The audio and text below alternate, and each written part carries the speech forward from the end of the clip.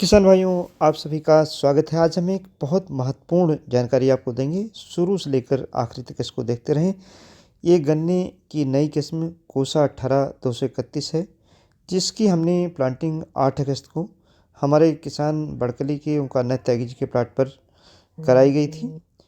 Line से line की दूरी 5 फीट है और पौधे से पौधे की दूरी या यूँ कहें सिंगल बड से सिंगल बड की दूरी 2 फीट है। 1 बीघे में केवल 70 किलोग्राम बीज इस्तेमाल किया गया। कारण इसका ये भी था कि चूँकि बारिश का सीज़न था, तो ट्रेंच बना करके साइड रो में सिंगल बड से प्लांटिंग की गई है, ताकि अगर बारिश हो तो बारिश से गन्ने के जमाव पर कोई प्रभाव न पड़े। और वैसा हुआ भी। साइड रिज पर प्लांटिंग करने से जल्दी जमाव भी हुआ है और टिलरिंग बहुत हुई है।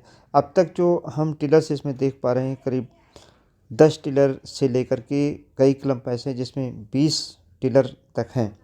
इसका फ़ायदा क्या है कि इसमें मदर सूट के साथ में आप देख पा रहे हैं, यहाँ पे मदर सूट हमने दिखाया है।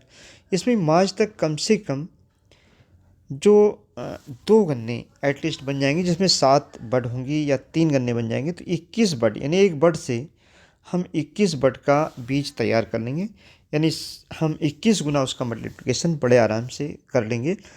लेकिन ये तभी संभव है जब हम अगस्त के महीने में लगाएं, तभी मदर सूट और प्राइमरी सूट बीज के लिए तैयार होते हैं। क्योंकि टेलर्स 10 से लेकर के 20 तक हैं। अगर मदर सूट और 2 प्राइमरी सूट को हम तोड़ भी लेते हैं और उनकी प्लांटिंग कर देते हैं, तो मल्टीप्लिकेशन बहुत फास्ट हो जाएगा और साथ ही में गन्ने की पैदावार पर इसका कोई फ़र्क नहीं पड़ेगा।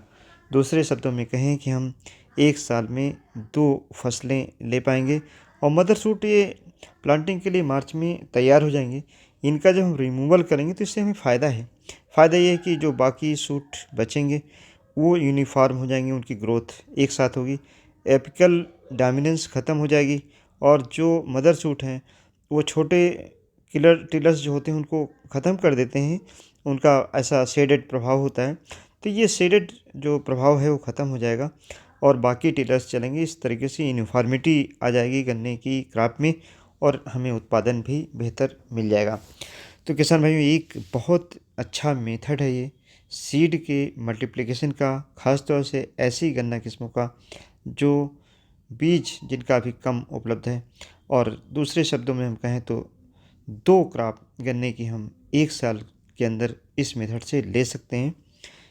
किसान भाइयों, इसके साथ साथ में ये आप समझ सकते हैं कि जब हम रिमूवल ऑफ मदर सूट करते हैं तो इसमें कोई हमारी कास्ट नहीं आती। जो सीड प्रिपरेशन की कास्ट होती, उसी कास्ट में हमारा जो मदर सूट और प्राइमरी सूट यहाँ से रिमूव भी हो जाएगा और साथ ही में गन्ने की जो हमारी फसल है वह भी बेहतर हो जाएगी।